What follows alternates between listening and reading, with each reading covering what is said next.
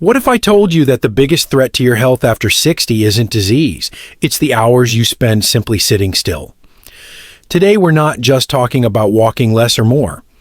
I'm going to show you 6 powerful practices that can add strength, balance, and years of sharp, active living without needing fancy gyms or exhausting routines. These are strategies proven in new studies from geriatric medicine and neuroscience, designed specifically for people in their 60s, 70s, and beyond.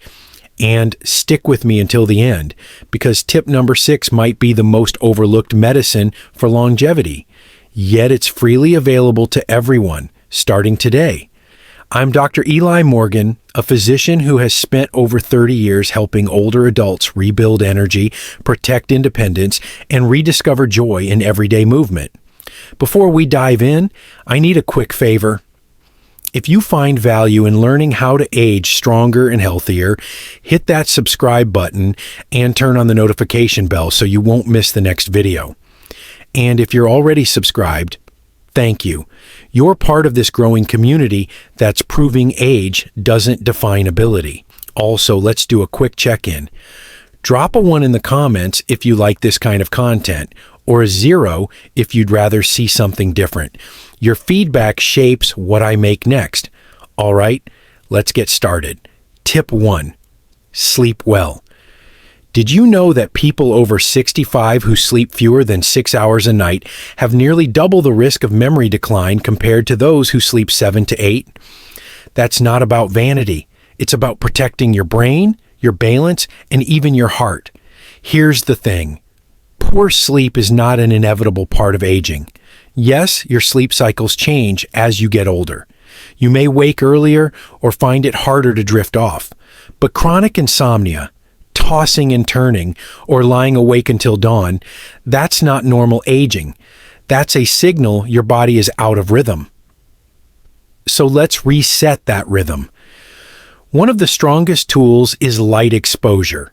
Step outside in the morning sun, even for just 10 minutes to anchor your body clock. If you can't, open the curtains wide. Your brain has a master clock in the hypothalamus. It's like the conductor of your internal orchestra, and light is its baton. Next, build what I call a wind-down ritual. Pick 2 or 3 calming cues that you repeat every night. Maybe it's a warm shower. Maybe 5 minutes of slow breathing. Maybe writing down tomorrow's to-do list so your brain doesn't rehearse it at 2 a.m. Consistency is the key, not the specific activity. And yes, let's talk screens. Tablets and phones aren't just mentally stimulating. They blast blue light that tells your brain it's noon when it's midnight. If you must use them, use a blue light filter, or better yet, swap the scroll for a paperback book. Some people ask me about supplements or sleep medications. My advice? Start with environment and routine first. Make your room cool, quiet, and dark. Keep caffeine out after mid-afternoon. Often, those basics solve 80% of problems. If not, then yes, talk with your doctor about safe, short-term solutions. Why does this matter so much? Because sleep is when your brain literally washes itself, clearing out waste proteins that, if left behind, are linked to Alzheimer's disease. It's when muscles repair and hormones rebalance. In short, it's your body's overnight maintenance crew. So tonight, don't think of sleep as lost time. Think of it as the single most powerful anti-aging therapy you can give yourself for free. Tip 2, don't stay still. Reduce sitting. How many hours a day do you think you spend sitting? Oh, be honest. Between meals, TV, reading, scrolling on the phone, or just resting, it adds up fast. For many adults past 60, the number is 8, 10, sometimes even 12 hours a day. And that number is dangerous. Prolonged sitting has been called the new smoking for a reason. It slows your circulation, stiffens your joints, weakens your muscles, and raises your risk for diabetes and heart disease. Researchers at the University of Sydney even found that adults who sat more than 11 hours daily had a 40% higher chance of dying within 3 years compared to those who sat fewer than 4. But here's the good news. The solution isn't running marathons or hitting the gym for hours. It's breaking the cycle of stillness. Small, frequent movements act like sparks that keep your engine warm, and those sparks add up to real protection. Here's what works best. Stand up every 30 to 45 minutes. Set a timer or use natural cues like TV commercials or phone calls as reminders. Do movement snacks march in place for a minute? Circle your arms. Stretch your calves. It doesn't need to look like exercise. It just needs to break inertia. Change your sitting style. Swap the armchair for a kitchen chair sometimes, or sit on the edge rather than slumping back. Small posture changes keep muscles engaged. Build walking into tasks. Park at the far end of the lot. Take stairs, even if only one flight. Deliver a message in person instead of texting. One of my patients, Margaret, age 72, told me she began standing every time she checked her email. Over 3 months, she cut her daily sitting time by 2 hours. The result? Her knee stiffness eased, and she noticed she had more energy in the evenings. And let's talk about the real prize here. Independence. The less you sit, the stronger your legs, the steadier your balance, and the greater your freedom to move without help. That's worth every single minute you spend off the couch. Now let me check if you're still with me. If you are, drop a 1 in the comments right now. It sounds silly, but those little check-ins remind you and me that you're not just watching, you're acting. Back to movement. Don't underestimate the compound effect. 10 stand-ups a day equals 70 a week. Multiply that by a year, and you've broken up stillness more than 3,500 times. That's thousands of opportunities to keep your blood flowing, muscles firing, and joints lubricated. So remember this. It's not the hour you spend exercising that makes or breaks your health after 60. It's the other 23 hours. If you guard against stillness, you guard your life. Tip 3, you get sunlight. When was the last time you stepped outside and felt the morning sun on your skin? For many older adults, especially those who spend more time indoors, the answer is not often enough. Yet sunlight is one of the simplest, cheapest, and most effective health boosters we have. Here's why it matters. Natural sunlight triggers your skin to produce vitamin D, which supports bone strength, immune defense, and even muscle power. Low vitamin D is tied to fractures, fatigue, and higher rates of depression in people over 65. But vitamin D is only part of the story. Sunlight also sets your body's internal clock, improving sleep cycles and mood regulation. And the best part, you don't need hours.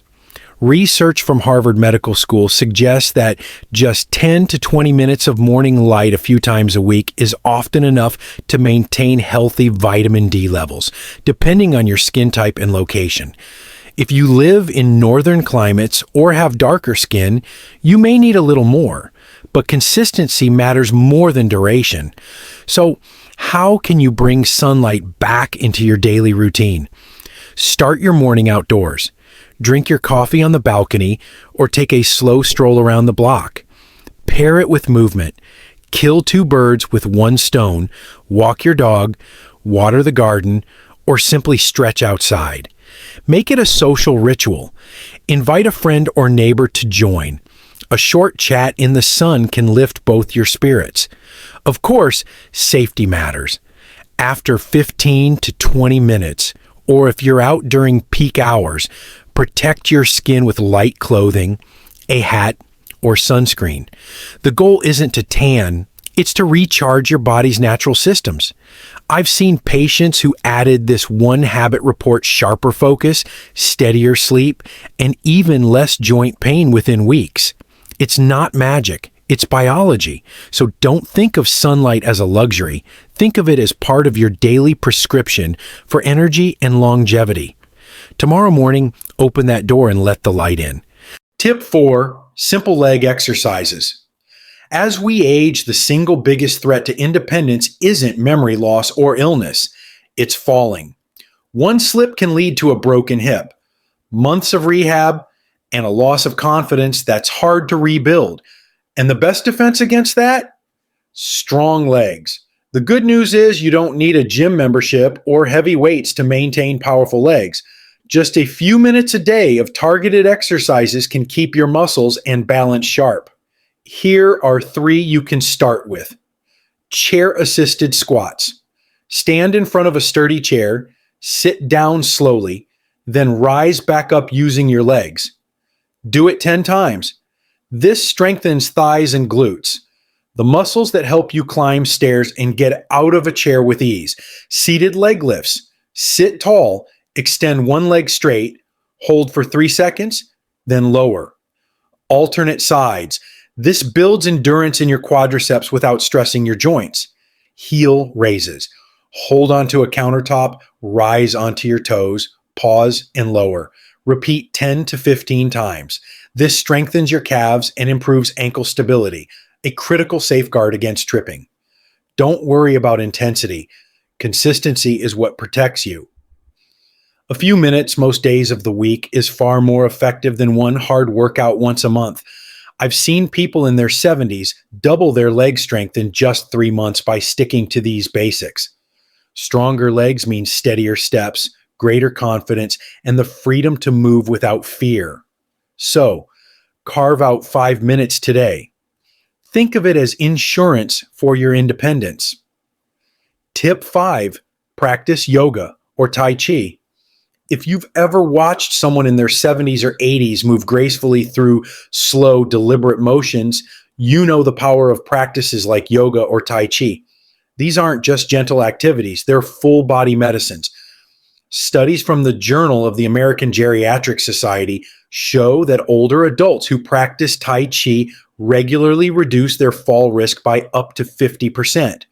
Yoga, on the other hand, has been shown to lower blood pressure, improve flexibility, and even sharpen memory through mindful breathing. What makes these practices so effective is the combination of movement, balance, and focus. They train your muscles while also calming your nervous system. That's rare. Most exercises strengthen the body but leave the mind racing. Yoga and Tai Chi slow everything down, teaching you control and awareness with each step and breath. And don't think you need to twist into advanced poses or memorize long sequences. Start simple. For yoga, try gentle stretches like cat-cow or seated forward bends. For Tai Chi, begin with a basic flow of shifting your weight side to side while coordinating slow arm movements. The beauty is that you can practice in a living room, a park, or even seated in a chair. No equipment, no pressure. Just you, your breath, and your body. Now let's do a quick check-in. If you're still with me, type the word balance in the comments. It helps me know you're engaged, and it might just remind someone else scrolling by to improve theirs. Over time, these practices create what I call body confidence. When your joints are looser, your breath steadier, and your balance more reliable, you naturally move through life with less fear and more freedom. And that peace of mind is just as valuable as the physical benefits. So if you've ever thought yoga or Tai Chi were only for the young or flexible, think again. They were designed for lifelong practice, and your body, no matter your age, can benefit from them starting today. Tip 6, stay socially connected. Here's something most people don't realize. Loneliness can be as damaging to your health as smoking 15 cigarettes a day. That's not an exaggeration. That's what large-scale studies from institutions like Harvard and the World Health Organization have shown. After 60, when careers slow down and families scatter, isolation can creep in quietly. And it doesn't just affect your mood. Social disconnection raises your risk of heart disease, weakens your immune system, and accelerates memory loss. But here's the hopeful part. The cure isn't found in a pill bottle, it's in other people. Staying socially connected is one of the strongest predictors of long, healthy aging. In fact, older adults with strong social ties are 45% more likely to live longer than those who remain isolated. So, how do you strengthen this social muscle? Start small. Call one person each day. A 5-minute chat with a friend or family member can lift your mood for hours. Join a group or class. Whether it's a walking club, choir, or book circle, shared activities create instant bonds. Volunteer. Offering your time not only helps others, it gives you purpose and belonging. Go digital wisely. Video calls or even group chats can bridge distance when in-person isn't possible. I once worked with a gentleman in his late 70s who felt life shrinking around him after retirement. He began teaching chess to kids at the local library twice a week. Within months, his energy, outlook, and even posture improved. He told me, "I thought I was giving them something, but really, they gave me my life back." Now let's do a quick pulse check. If you're still watching, type yes in the comments if you've reconnected with someone recently, or if this is your reminder to do so today. Social connection is more than company. It's medicine for your heart, fuel for your brain, and protection for your future. So don't just exercise your body, exercise your relationships. Reach out, show up, and let others be part of your journey. Final. You've just learned 6 powerful ways to add strength, energy, and resilience at any age. But knowledge only matters if you act on it. So here's my challenge. Choose just one of these tips and start today. Now I'd love to hear from you. Which of the 6 speaks to you the most? Share your answer in the comments. And while you're there, hit the like button, subscribe, and send this video to a friend who might need it. Together, we're building a community that proves 60, 70, even 80 years old can be vibrant, independent, and full of life. I'll see you in the next one.